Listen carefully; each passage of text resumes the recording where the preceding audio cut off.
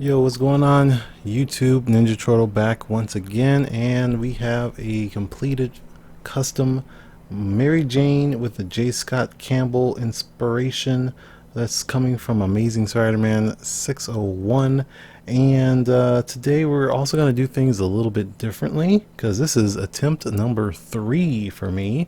So what happened is I recorded this video and gave it a voiceover like I normally do, but apparently I forgot to turn on the microphone. So I will be making gestures and stuff, and it's not going to match up because I haven't memorized exactly what I talked about in the video.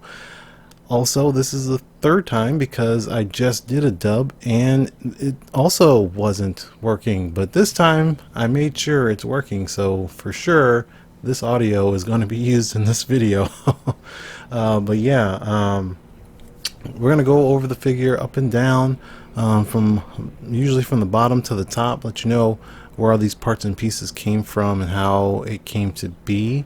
Not necessarily going to walk you through the actual creation process, but you can check that out a little bit more further on my Twitter and on my Twitch channel where I stream live. But we got a lot of unique things that I did with this figure because this picture has bare feet, and this will be the first figure I made with bare feet, and they are very, very hard to come by in a Marvel Legend figure.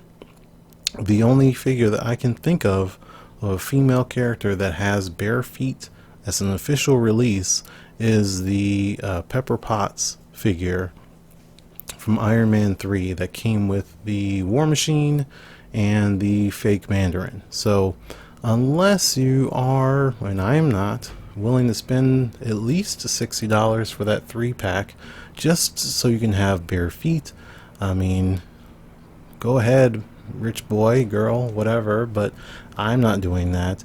And I also contemplated making feet, but timing is everything, and even though I had no idea this figure was even coming out until like a week before it was announced,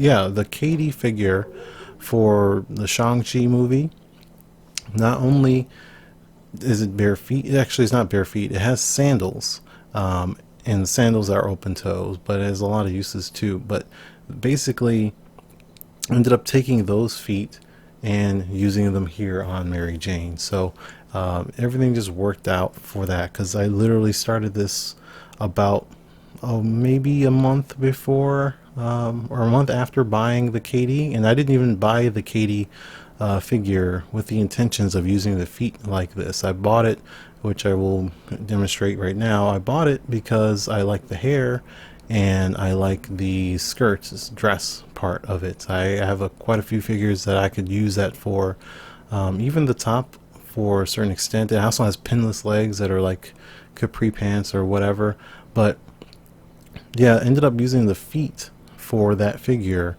on Mary Jane. So me just going over the Katy stuff right now. I'm also, now that I'm looking at Katy, I'm kind of considering using her hair for a Marvel Legend that I am working on right now. So I'll be thinking about that over the next day or so. But anyway, these are those feet. So I had to sand off, remove the paint and take the Dremel, and I sanded off the features of the sandal off the feet. And then also there's more like, actually had to take an X-Acto knife. You see each individual toe there, that's cut out with the X-Acto knife for the most part. I mean, it was sculpted, but it wasn't well defined after all of the sanding and all of the paint removal and stuff. So using the X-Acto knife helped define that a little bit, and then going back with the Dremel to try to round it out a little bit, to round out each of the toes, kind of get a pedicure going, if that makes sense to you. Compared to how it looked before, it was necessary.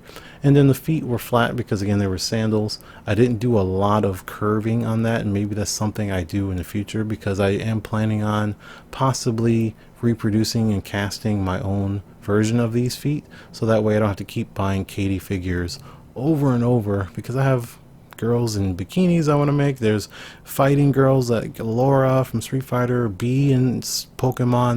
They're bare feet, so on. I'm gonna need a lot of these, so I'm going to be considering doing that. So moving on, we have the rest of Mary Jane. The feet were very important though, because again, it's the first time I ever used those feet.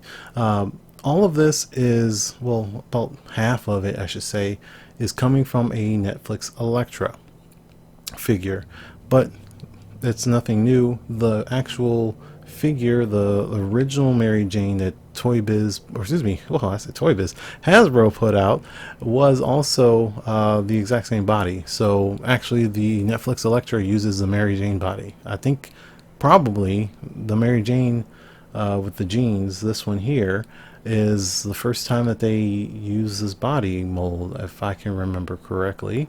But yeah, they're essentially the same from the lower legs, the knees, the thighs, the hips, and the lower torso. All of that is the exact same, but mine came specifically from a Netflix Elektra. Now, you can see I added the sculpt on the thighs. That is, again, that's epoxy sculpt for that ripped portion there, but it's not like cut into the legs at all. It's just epoxy sculpt. The head is the exact same head that comes with the Gwen Stacy. That's why I haven't had Gwen Stacy there. So there's a new Gwen Stacy, the retro one, that comes with a Mary Jane head. So my white shirt Mary Jane is the exact same head here. And then on the all new, all different Mary Jane, because it came with the all new, all different Spider-Man, I swapped the head. So all of this is the exact same, just repainted, and a little bit of sculpting on the thigh.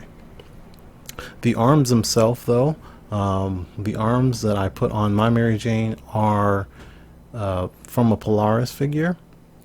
The Polaris figure already has flesh tone arms, so I didn't have to worry about sanding the elbows or anything like that, to worry about paint rub and stuff like that. I try to do that whenever possible when I ever have a character that has flesh tone arms. So the only sanding that really took place was in the arm, the shoulder, armpit area, so you can get the white shirt painted there. But that's about it. I actually made a boo-boo when I was painting that. Ended up painting it flesh tone instead of white, so I had to paint white over the flesh tone after it was already painted and primed and stuff like that, whatever. But ended up working out pretty well. There's no paint rub in the elbows, or no paint rub in the elbows, no paint rub in the shoulders whatsoever, and they are the exact same type of arms and so on. The hands are just kind of basic Marvel Legend hands. So they're weapon holding hands. I think one of them is from Blink and the other one's from Lady Deadpool. Why I didn't use them from the same figure, I just pulled whatever hands I had out of the bag. One was a left, one was a right. It didn't really matter to me. They're relatively the same sculpt. Now, as far as the upper torso goes, this is where I tried to do a new technique. So as you can see, the shirt is like a very deep V-cut shirt that has a lot of cleavage there, which is going to be very much like the cover from J. Scott Campbell. And I didn't try to do exactly what he did, because what he did is he painted each he painted the Spider-Man, he painted the shirt basically, or illustrated it directly onto her chest, like there was like his body paint basically. And there's nothing wrong with that, and I really love that cover, but I didn't want to do that. But if that's something, if you wanted to do, you could, but I didn't want to use a shirt like this. Like I didn't want to do that sort of thing. I wanted to have the ability to see down the shirt. I wanted to be able to see at different angles, from the left, from the right. As you can see, it's all painted on the inside. So you can see a top-down view, you can see a side view, and so on. So to achieve this sort of thing, it will actually kind of surprise you and shock you, and I'm surprised it worked out, that I actually used a Dunkin' Donuts cup. I wish I had it available when I was recording this. I had intentions to bring a Dunkin' Donuts cup and started sipping on it while I was explaining it, but I forgot. I threw the cup away. But anyway, it's just plastic from a Dunkin' Donuts cup that I glued on her chest, like flat up and down. and just kind of curved it a little bit so that it starts going flush with her chest. And then after the glue dried, cut that V into that plastic, and it's just a small piece of plastic just going straight across, but it leaves that gap in between her chest. And then from there, used epoxy sculpt to put a sculpt on top of the plastic, so that way you don't see that singular line of plastic, whatever there. It doesn't look too odd. But I didn't want to sculpt the entire shirt because I didn't want to make the entire upper chest bigger, because even though I tried to make it as flush as possible with sanding it down, it does make her chest just the tiniest bit bigger there. And then if you see from the side here, you can see that little line once it focuses, please. But you can see that little bit of line there. This just kind of raises up. That's where the sculpt ends and the epoxy sculpt ends and the plastic on the actual figure begins. But instead of doing the whole top, I just did the little bit there. So it's not something you're going to notice from far away, but it does, to me, look pretty nice. It's something I'm going to probably do quite often. I've already got another one planned that will be similar to this on an upcoming custom, so look out for that hopefully by the end of the month. But yeah, it worked out really well. Surprisingly well. And I hope you also noticed that she has some freckles on her. She got them all on her face, her chest, her arms. It's just warm flesh tone paint, just a couple spots here and there, nothing too exact, but I just threw it all over just because that's how J. Scott Campbell had his Mary Jane, so I tried to do my best to emulate that.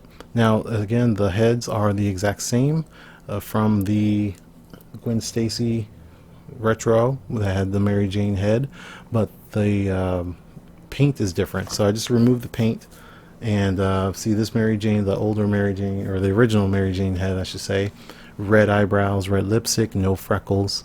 And then my Mary Jane is black eyebrows, pink lipstick, and freckles, and all of it. I decided to do that because, one, most of the Mary Jane figures I see, she usually has dark eyebrows. The J. Scott Campbell in particular, they're like almost brownish in color. I just went with black, and then she had pink lipstick, did that, freckles, did that.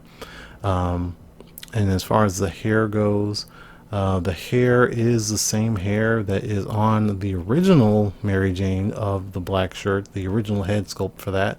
I don't know if you know, but it looks more like Black Widow, or the Black Widow looks like the Mary Jane, whatever. I like that head sculpt, but I don't like it for Black Widow or for Mary Jane. So that's why I made my head swap on my black shirt figure. And for Mary Jane, I will be always pretty much using this newer head sculpt. It only looks a little bit different because I had to paint it myself. The eyebrows are painted. The eyes are not painted at all. I did not remove that paint whatsoever. So it's the exact same eye color and painting straight from the factory. Now, as far as the jeans go, again, these jeans were black. They're from the Netflix Electra, and what I wanted, it was a wash, denim wash, acid washed sort of look to it. And I kind of stumbled upon this when I was doing my Jill Valentine. So it is primed and then painted thin blue paint, like just thinly painted with blue, very light, one coat, and that's it. So that's why you have different spots where some are darker blue and lighter blue than others. Some of that whiteness is the primer just not being painted well, but that's on purpose because I want to have that effect going like it's an acid wash jean. Now I should have primed it probably twice, because most figures I only prime one coat and then do the painting. If I primed it a little bit more, you can see some of that black spots there, some darker spots that are just black. That's because it just wasn't primed well enough. Normally I would paint more and you wouldn't see that, but because I only did one coat of primer and one coat of blue, you can still see some of the black. So next time I do another jeans for a character, I will probably prime it twice and then do that one thin coat of blue or whatever color, so I can get that acid washed denim look. Alright, so we're gonna now go into some quick comparisons here, which I've already done, but we're just gonna actually have them up on screen at the same time and talk about them. So here's the Mary Jane, or excuse me, the Gwen Stacy figure, the retro Gwen Stacy, and then also the first Mary Jane from Hasbro, the all new, all different. Again, it came with the Spider-Man with like the glowing eyes and stuff like that. So what you can see here, these figures stand, the Mary Jane figures stay in about the same height, which is great because I think that height works perfectly. Mary Jane is 5'8", 120 pounds. I like this build. I like this height for her. But what's awkward is that Gwen Stacy is 5'7", only an inch shorter than Mary Jane, and 130 pounds. But she is significantly shorter and thinner than Mary Jane. So one thing that will be a project that I'll be doing, not in the immediate future, but at some point, maybe before the end of the year, is that I'll be updating this Gwen Stacy, still using the same coat and the arms and stuff, and the head, but I'll have to repaint the face and the flesh tone. But I'm just gonna update it and make her taller and make her more appropriate. I'm gonna give her probably the same legs, but like the legs from the Punk Storm, and just rework it that way. So you can look forward to seeing a reworked Gwen Stacy classic that's just going to be a little bit taller and have a little bit more fancy things going on with her in the relatively near future. Gonna get her out of there and then move on to focus on Mary Jane. As far as her, I really want to do another version of Mary Jane really badly. There's a couple that I have in mind, but I'm not going to one, spoil it, nor am I going to promise myself that or promise you that it's gonna actually happen, because one of them's really complicated. If that's a hint enough for you, the other one's actually kind of simple and I can probably do it, but I'd rather do the first one. And I'm actively thinking about how to. I was just researching it now because I might do it sooner or later if I can figure it out. Like usually when I figure out how to do something that's really complicated on a figure, then I go ahead and put it in my queue of, okay, let's go ahead and work on it. Until then, it just sits in the back corner, and I'll just continuously think about it and start working on it when I figure out how to complete it. So that's another thing, like with this Mary Jane and her top. I figured it out, so let's do it. Now I want to talk about, before the end of the video, is two things. One, her feet. You can see her ankle. You're just comparing ankles. The feet weren't made for this type of leg, that ankle. So the feet are actually a lot smaller. So her ankles look really big compared to, as you can see, this Mary Jane or any other figure. And that's just something I have to either deal with or find another solution. I'm not 100% sure what I want to do, but I never had any stability problems. They're strong enough. When I do a reproduction of these feet, I might try to use different plastic that's a little stronger just to make sure that they're strong.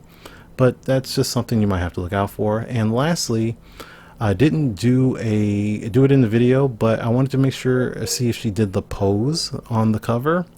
You can look for that on my Twitter or on my Instagram page, because I just forgot to do it during the video. So let me know what you think about Mary Jane here. Leave a comment, make sure you subscribe, like the video, and I will see you guys in the next one, which will be very soon. So peace out.